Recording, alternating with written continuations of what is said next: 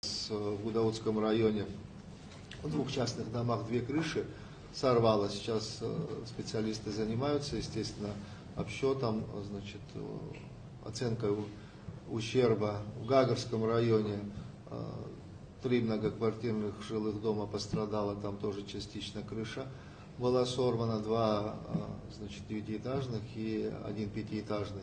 Соответственно, деревья попадали, там в какое-то время было затруднено движение автомобильное, но уже все восстановлено, все открыто, сообщение, значит, полностью восстановлено.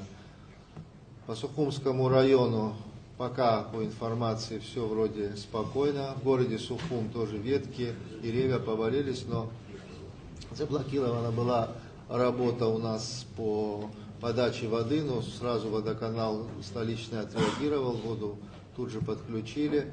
А вот, соответственно, в других районах, в Очимчире тоже частично нанесен ущерб, деревья попадали.